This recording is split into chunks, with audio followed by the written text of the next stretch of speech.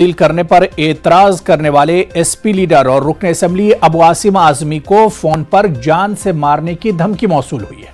अबू आसिम आजमी ने साबिका उद्धव सरकार के शहरों के नाम तब्दील करने की मुखालफत की थी और कहा था कि शहरों के नामों को तब्दील करने के बजाय नए शहर बसाए जाएं तो बात बने। इसी पर आजमी को धमकी दी गई है। आज खुसूसी ऐवान असेंबली में रईस शेख ने इस जानिब तवज्जो मबजूल कराई और कहा कि एक रुकन असेंबली को इस किस्म की धमकियां मिलना खतरनाक है।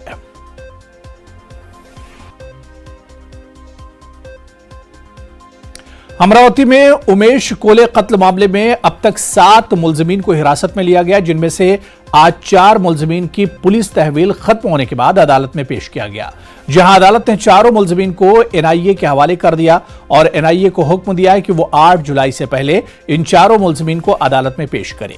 वहीं अमरावती की पुलिस कमिश्नर डॉक्टर आरती सिंह ने कहा कि इस पूरे मामले की जांच अब एनआईए के सुपुर्द कर दी जाएगी। इन्वेस्टिगेशन अभी भी हमारे पास है, हालांकि अभी थोड़ी देर में कर रहे हैं इन्वेस्टिगेशन। और जहाँ तक इस मामले की बात है जो आप कह रहे हैं कि हमने लेट जो बताया, ये बहुत ही संवेदनशील केस है, अल्ट्रा सेंसिटिव केस, एंड इसमें अगर हम कुछ भी प्री मेच्योर स्टेटमेंट देते हैं तो शायद आपको याद है नुपुर तलवार जो केस है नोएडा का, उसमें कुछ प्री मेच्योर स्टेटमेंट्स की वजह से बहुत प्रॉब्लम हुई। जो भी सेंसेशनल केसेस होते हैं उसमें कोई भी ऑफिशियल स्टेटमेंट देने से पहले हमारे पास कॉन्क्रीट एविडेंसेस सारे होने चाहिए, तभी हम जिस केस का पूरे नेशनल लेवल पे रिपरकशन हो सकता है, उस केस पे without evidences we can not go and before the media. इसलिए इस केस में जो कि which started as a totally blind case for us on 21st night, जब ये हुआ तो it was a totally blind case. I immediately reached the spot, my team, and when we started investigating. Ajmer में district bar association के advocate Bhanu Pratap Singh Chauhan को YouTube पर गर्दन काटने की धमकी दी गई है। इसको लेकर डिस्ट्रिक्ट बार एसोसिएशन ने आज एडिशनल एसपी सिटी को मेमोरेंडम सौंपकर कार्रवाई की मांग की। पर एक वीडियो था चैनल का, उस पर किसी प्रकार की डिबेट हो रही थी, तो उसके नीचे कुछ कमेंट थे, तो कमेंट का प्रत्युत्तर मैं दे रहा था। उस संबंध में मेरी और किसी एक व्यक्ति की एक हेल्दी चैट हो रही थी, जिस बीच में सोहेल सैयद नाम के एक व्यक्ति ने अचानक से कल सुबह मुझे कमेंट में धमकी दी कि अब तेरी गर्दन काट दी जाएगी। तो इस संबंध में मैंने कल संपर्क पोर्टल पर भी एक शिकायत दी थी और आज क्योंकि बार हमारी मातृ संस्था है, तो वहाँ पर भी मैंने शिकायत दी, डीजी साहब को भी प्रेषित की शिकायत, और आज एसपी साहब को भी यहाँ पे हमने शिकायत दी है। किस तरह की धमकी मिली आपको? गर्दन काटने की धमकी। कब की बात है? क्या था डिबेट में? डिबेट में ऐसा कुछ विषय नहीं था, नुपुर शर्मा के संबंध में और वर्तमान परिदृश्य में जो हो रहा है, तो वहाँ पे मैंने बस ये कहा था कि किसी की जान लेना सही नहीं है। इसी संबंध में शायद किसी को ये बात गलत लगी या किसी प्रकार से उसने इस बात को ली है, तो उसने इस तरह की। उदयपुर में कत्ल मामले को कांग्रेस ने बीजेपी की साजिश के एक बड़े के हिस्से से ताबीर किया है। सीनियर कांग्रेस लीडर और राज्यसभा रुकन विवेक तनखा ने इस मामले को लेकर प्रेस कॉन्फ्रेंस का इनेकाद किया और राजस्थान के साथ जम्मू कश्मीर में हुए तशद्दुद के लिए बीजेपी को तनकीद का निशाना बनाया। विवेक का कहना है कि राजस्थान के उदयपुर और जम्मू में अब तक सिक्योरिटी एजेंसियों के जरिए जिन लोगों को गिरफ्तार किया गया है, इनका ताल्लुक बीजेपी से था और वो लोग बीजेपी के अहम कैडर रहे हैं।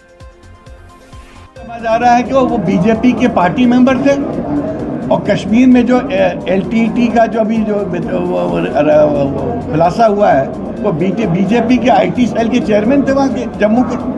तो ये तो बीजेपी के सदस्य लोग हैं जो ये सब कर रहे हैं, और कांग्रेस पे तो आप ठीकरा फोड़ना चाहते हो। अरे ये बीजेपी ही करवा रही है जो कुछ हो रहा है, बीजेपी के लोग हैं। कांग्रेस अवांछित लोगों को अपनी पार्टी में जगह नहीं देती है। मेरठ की शाही ईदगाह में ईद उल अजहा की नमाज सुबह 7:30 बजे अदा की जाएगी। शहर काजी और इमाम शाही ईदगाह मेरठ ने ईद उल अजहा की नमाज के वक्त के ऐलान के साथ कुर्बानी को लेकर हिदायत और अपील भी जारी की है। शहर काजी ने लोगों से अपील की है कि घरों में कुर्बानी को लेकर किसी भी तरह की अफवाहों पर ध्यान देने की जरूरत नहीं है। साथ ही कुर्बानी के जानवरों और कुर्बानी की नुमाइश न करने की भी लोगों को हिदायत दी है। पहले कुर्बानियां होती थी, पहले भी मना था कि भाई आप मैदान में खुली जगह पर कुर्बानी ना करें, आज भी वो मना है, वो कानून है। लेकिन कुर्बानियाँ जिस तरीक़े से हमारे घरों में होती थी वो उसी तरीक़े से कुर्बानियाँ की जाएंगी।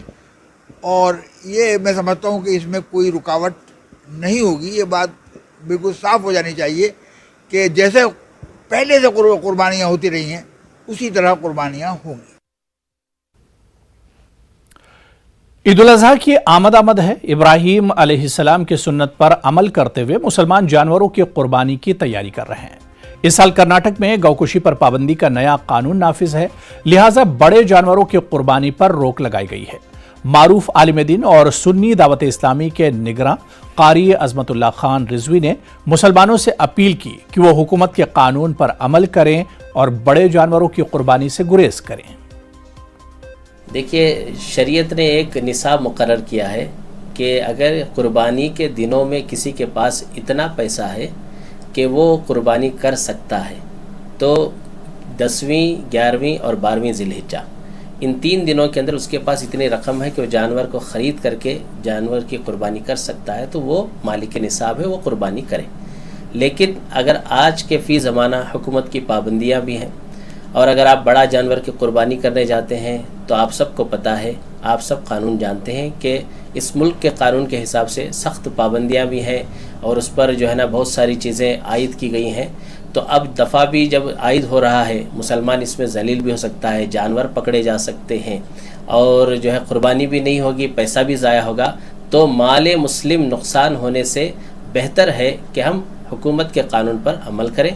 बड़े जानवर की कुर्बानी अगर नहीं हो रही है और आपके पास मुश्तरका कुर्बानी में हिस्सा लेने के लिए भी मामला नहीं है, तो अगर किसी दूसरे इलाके में जहाँ पर इजाज़त हो, जैसे भैंस वगैरह की कुर्बानी होती है उसकी तो इजाज़त, और स्टेट्स में जहाँ पर हुकूमत के लॉ के हिसाब से ही जहाँ पर इजाज़त है, अगर वहाँ पर अगर कुर्बानी हो रही तो वहाँ पर भी आप पैसा दे करके करा सकते हैं। लेकिन इन केस वहाँ पर भी आपके पास सहूलत नहीं है तो आप मालिक निसाब नहीं है, क्योंकि आप छोटा जानवर ख़रीदने के काबिल नहीं हैं, तो आप मालिक के निसाब भी उस एतबार से नहीं होंगे। तो आप अपनी कुर्बानी अल्लाह से दुआ करें कि जब अल्लाह ज़्यादा माल दे तो आप उसकी कुर्बानी करें। मुताहर सिराजी साहब क़िबला दामद बरकातुहू ने फरमाया, हालात के मद्देनज़र रखते हुए ताकि कौम को परेशानी ना हो, कौम मुसीबतों में ना फंसे, लिहाजा बड़े को रद्द करके चंद सालों के लिए हुकूमत का भी कानून सामने रख कर जो है फ़ैसला किया है। बड़े जानवर को करने के बजाय छोटे जानवर जैसे दुम्बा वगैरह होता है, जिसे हमारे पास यहाँ देख रहे हैं, तकरीबन 35 साल से ज़ायद का अरसा हो गया तो इन्होंने खिदमत करते आ रहे हैं।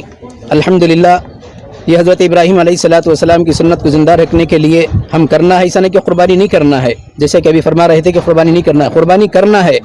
तो बड़े जानवर की कुर्बानी रद्द कर दिया गया है ताकि उन लोगों को भी कह रहे हैं कि रद्द कर दें, ताकि 2-4 साल चंद माहौल बनने के बाद, हालात बनने तक जो है छोटे की कुर्बानी करें। हुकूमत से छोटे की कुर्बानी करने मना नहीं है, तो हम लोग खामखा किसी और जगह में फंस कर जो है परेशानी में फंस कर मुसीबतें उठाना अच्छा नहीं लगते। लिहाजा हम ये चाहिए कि कुर्बानी हमारा अमल है।